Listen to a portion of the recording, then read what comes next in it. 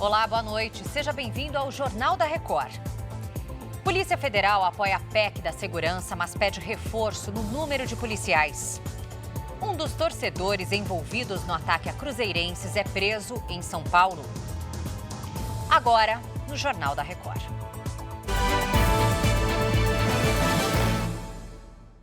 Oferecimento: Crédito Bradesco. Dinheiro na hora em 3 cliques pelo app.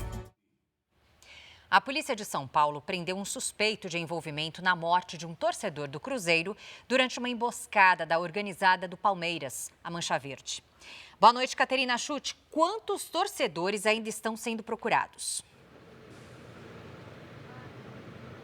Oi, Lidiane, muito boa noite a você e a todos que nos acompanham. Olha, com a prisão desta sexta-feira, a polícia ainda procura outros 7 integrantes da Mancha Alviverde que são considerados foragidos. O primeiro suspeito preso chegou na delegacia no fim da tarde, mas não teve o nome divulgado. Durante todo o dia, a Polícia Civil e representantes do Ministério Público fizeram uma operação para encontrar outros envolvidos. Os policiais também estiveram na sede da Mancha Alviverde, na zona oeste de São Paulo. Foram apreendidos documentos, notas fiscais, máquinas de cartões bancários, computadores e um cofre. Em outros endereços foram encontrados uma barra de ferro, um taco de golfe e roupas com manchas de sangue. O carro de outro suspeito também foi apreendido, Lidiane. Tá certo, Caterina. Obrigada pelas informações. Um menino de 5 anos morreu vítima de uma bala perdida na Baixada Fluminense. Ele estava com a mãe no mercado quando foi atingido. Somente este ano, 18 crianças foram baleadas em tiroteios na região metropolitana do Rio de Janeiro. 3 morreram. Do lado de fora do hospital, a família estava inconsolável. Chego no meu trabalho, eu ouço a notícia que meu filho levou um tiro, entendendo? Aí chego aqui, a minha esposa também sofre de depressão, já perdeu o pai e a mãe, e agora vai perder um filho de 5 anos. O que é que a criança de 5 anos fez para perder a vida desse jeito? Carlos Eduardo Cabral de Moura, de 5 anos, foi atingido no tórax por uma bala perdida quando saía do mercado com a mãe, em Japeri, na Baixada Fluminense. O menino chegou a ser socorrido, mas não resistiu. Segundo a Polícia Militar, traficantes do Morro do Sapo fizeram disparos contra uma viatura que manobrava perto do mercado onde estavam mãe e filho. Um dos tiros acertou Carlos Eduardo. Os PMs afirmam que não revidaram. A origem da bala que matou o menino está sendo investigada. Segundo dados do Instituto Fogo Cruzado, houve mais de 2.000 tiroteios só neste ano na região metropolitana do Rio de Janeiro. 18 crianças foram baleadas, 3 delas morreram. O governador Cláudio Castro comentou a morte de Carlos Eduardo. O que aconteceu hoje foi um criminoso atirando numa criança. Chega disso. A gente precisa ter a liberdade de fazer o enfrentamento necessário. Há um controle dessas organizações criminosas que tem que ser feito todo dia. A Polícia Federal informou que apoia o projeto de lei de unificar a segurança pública no país, mas que precisa de novos servidores para atender a demanda. O diretor-geral da Polícia Federal, Andrei Rodrigues, afirmou que a corporação apoia a PEC da Segurança Pública. Mas para que as mudanças tenham o efeito desejado, o governo federal vai precisar reforçar o efetivo. Isso acho que é um conjunto de medidas, não se esgota só nessa proposta de emenda à Constituição, mas um conjunto de medidas de pessoal, de orçamento, de estrutura, que vão permitir que a gente responda a esses anseios. A proposta coloca na Constituição o Sistema Único de Segurança Pública e amplia as atribuições da Polícia Federal e da Polícia Rodoviária Federal, que passariam a cuidar também de hidrovias e ferrovias. O plano do governo é debater a PEC até chegar a um texto que tem apoio político para ser aprovado no Congresso, mas a oposição já mostra resistência à medida.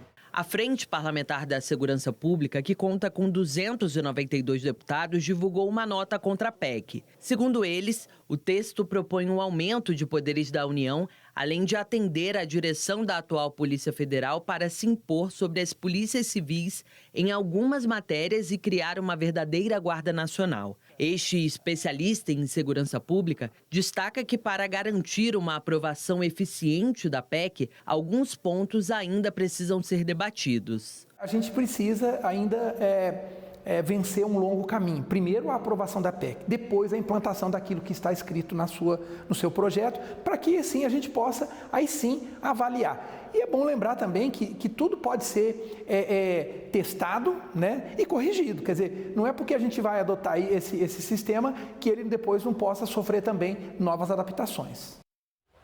Agora a gente fala sobre o mercado financeiro. Vamos ao nosso telão. O dólar registrou alta de 1,53% e encerrou a semana em R$ 5,86. É a maior cotação desde maio de 2020. Já o principal indicador da Bolsa de Valores de São Paulo fechou em queda de 1,23% aos 128.120 pontos. Para os economistas, a expectativa internacional sobre o resultado das eleições americanas e a incerteza fiscal da economia brasileira explicam essa alta do dólar. Essa indecisão a respeito de uma resolução da parte fiscal, se vai de fato cortar, o que vai cortar, se vai atingir a meta, isso soa como um ruído ou como uma situação pior. Isso faz com que o investidor fique cauteloso, ou seja, já que não está tão claro o que você quer fazer aqui, eu vou emprestar o dinheiro não para esse país, vou para outro país, né? Isso acaba se revelando uma fraqueza da moeda, que é justamente o dólar ganhar força contra o real. O ministro do Supremo Tribunal Federal, Edson Fachin, participou de um encontro com empresários de companhias alemãs que atuam aqui no Brasil. Segurança jurídica foi um dos temas abordados no evento. Aos empresários, o ministro Edson Fachin, do Supremo Tribunal Federal, falou sobre a importância da justiça para o desenvolvimento da economia. Não é nenhuma novidade dizer que nós estamos ainda a dever maior densidade em segurança jurídica, em coerência, em estabilidade e previsibilidade. E isto, sem dúvida nenhuma, é um eixo central para o desenvolvimento das nações, para a estabilidade do próprio Estado de Direito e para a tranquilidade das relações sociais. A segurança jurídica é tema de interesse para os participantes do encontro promovido pela Câmara Brasil-Alemanha, realizado em São Paulo. O estado concentra o maior polo industrial alemão fora do país de origem. As relações entre os dois países são antigas, amplas e produtivas. Só em São Paulo, as 800 empresas associadas à Câmara de Comércio Brasil-Alemanha respondem por 10% do PIB industrial brasileiro. Como indústria representante da indústria alemã no Brasil, para nós é extremamente importante ter conhecimento e esclarecimento para que isso possa mitigar os riscos relativos aos investimentos no Brasil. O Serviço de Loterias de São Paulo foi leiloado por R$ 600 milhões. O consórcio vencedor terá concessão por 15 anos. Na Bolsa de São Paulo, 2 consórcios participaram do leilão. O vencedor foi o que ofereceu o maior valor para assumir a concessão. O governo vai receber R$ 600 milhões. O governador Tarcísio de Freitas bateu o martelo após o resultado. A empresa vai operar a Loteria Paulista, com jogos online e em lotéricas e outros pontos de venda. O serviço vai incluir apostas em resultados de esportes, como futebol, bilhetes já numerados, como na Loteria Federal, a escolha de números, como na Mega Sena, e cartões conhecidos como raspadinhas. A empresa terá que apresentar um plano de prevenção à lavagem de dinheiro. Durante os 15 anos da concessão, o governo do estado vai ficar com parte da receita dos jogos. A expectativa é de arrecadar em torno de 3 bilhões e 400 milhões de reais. O dinheiro vai ser usado em investimentos na área da saúde. Quando a gente pensa em inspiração estrangeira, a gente vai ver o que acontece, por exemplo, em Portugal, onde as loterias financiam a saúde há mais de 200 anos. É o dinheiro da loteria que no final vai salvar aí muitas vidas, né? Uma loteria que vai ser bem gerida, que vai ter governança, que tem payout bem estabelecido, que vai dar o retorno esperado para o cidadão e, obviamente, vai contribuir com esse esforço de financiamento da saúde. Entre os destaques internacionais, milhares de voluntários se uniram aos moradores para ajudar na limpeza em Valência, na Espanha. A enchente já matou mais de 200 pessoas. Os enviados especiais Ana Paula Gomes e Tiago Castro visitaram as regiões mais atingidas. Em Valência, os moradores tentam descobrir o que sobrou nas casas depois do alagamento. Este homem desabafa. É difícil saber por onde recomeçar. Me sinto impotente, diz ele. Chega um momento que não... Perdão, mas que é impotência. Cerca de 75 mil casas ainda estão sem eletricidade. Os bombeiros retiram combustível de carros abandonados para abastecer geradores de energia. Máquinas são usadas 24 horas por dia para liberar as estradas. Mas em muitas cidades, o único jeito de sair é percorrendo longos trechos a pé. Falta água potável e logo que chegam as doações, longas filas se formam. Este homem só conseguiu um galão pequeno. Tem pessoas estocando e há boatos de que vão cortar até a água suja que chega nas torneiras, ele reclama. Iban a cortar el agua en Valencia. Mas os espanhóis não estão sozinhos. Voluntários chegam de toda a parte. O Exército também enviou apoio. Caminhões e 500 soldados estão nas ruas. Por toda a parte, esse é o cenário que a gente encontra, ruas cheias de lama, um trabalho de limpeza de moradores e voluntários que deve durar semanas. E muitos carros destruídos que foram levados pela força da água. A gente conversou com os moradores e eles questionam a demora das autoridades para dar o alerta para o risco de enchente. Segundo eles, esse aviso só chegou quando a água já estava dentro das casas. O governador de Valência, Carlos Manzon, nega que houve problema no envio do alerta.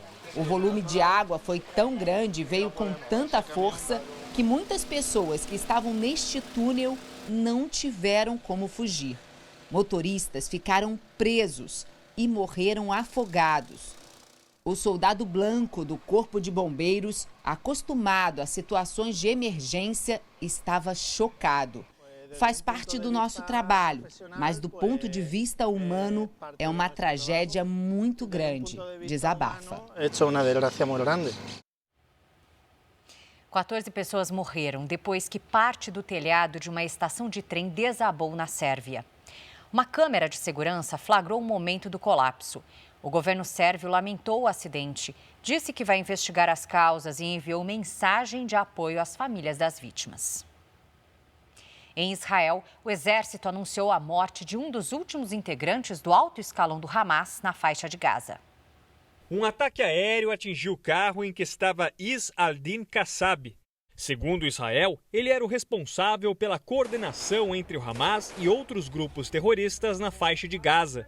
Nas últimas 24 horas, ao menos 64 pessoas morreram no território palestino, segundo autoridades ligadas ao Hamas. O exército de Israel também bombardeou os subúrbios do sul de Beirute na madrugada desta sexta-feira. Pelo menos 10 explosões foram ouvidas na capital libanesa. As forças israelenses dizem que atacaram instalações de fabricação de armas e outras estruturas do Hezbollah e que os civis foram avisados antes dos bombardeios. O primeiro-ministro libanês considerou que a ofensiva mostra o que chamou de rejeição de Israel aos esforços para negociar uma trégua. No sul do Líbano, um ataque israelense atingiu a cidade de Tiro. As Nações Unidas expressaram preocupação sobre o risco de que cidades históricas fiquem em ruínas por causa do conflito. Do lado israelense, uma imagem divulgada mostra o momento em que um drone invade o território do país. Pelo menos 7 lançados do Líbano e do Iraque foram interceptados hoje. Uma fonte militar disse que Israel está em alerta máximo para uma possível resposta do Irã no final de semana aos lançamentos contra o país na última sexta-feira.